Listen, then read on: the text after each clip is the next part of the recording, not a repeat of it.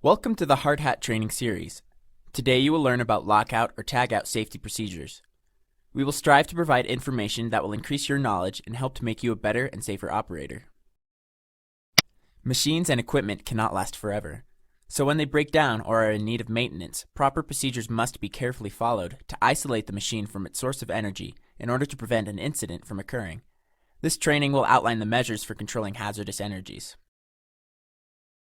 The overall goal today, then, is to focus on general safety principles. We will provide information that will increase your recognition of potential hazards, improve your knowledge of safe operations, and keep you and those around you safe. We will go over what lockout or tagout means, as well as the minimal LOTO procedures required by the standard. We will also look at employees' responsibility to know and apply these procedures. We will go over the three types of employees covered by the lockout or tagout standard, namely authorized, affected, and other. We'll then talk about the different types of lockout devices and tags. We'll discuss the proper way to use them, when to use them, and how to best isolate the hazard. We will talk about the energy control program every employer is required to have. We will also touch on employee training, inspections, and other machine operating procedures that will help to keep you safe. Lastly, we will categorize some of the more common hazards associated with LOTO, followed by an examination of accident profiles and what can happen when hazards are encountered because of a failure to follow procedures.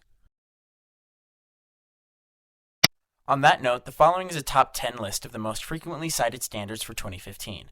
This particular list comes from the United States, but the findings are strikingly similar no matter the country. In fact, in Canada, LOTO citations are often in the top 3. Regardless, these types of lists are published as a means of alerting the industry about commonly cited standards. The hope then is that you take whatever steps necessary to both find and fix recognized hazards before they become a problem.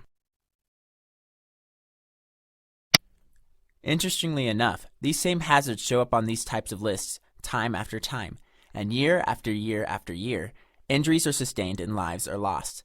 Even worse, as far as lockout or tagout is concerned, the number of violations are increasing. It is climbing the list toward the top. And why? What is it going to take for workers to realize the task at hand is serious and dangerous? First and foremost, safety starts with a knowledge and basic understanding of the standards governing your specific industry and work situation. These are some of the main lockout/tagout standards, but it is your responsibility to be familiar with and heed all standards specific to your industry, province, city, and company.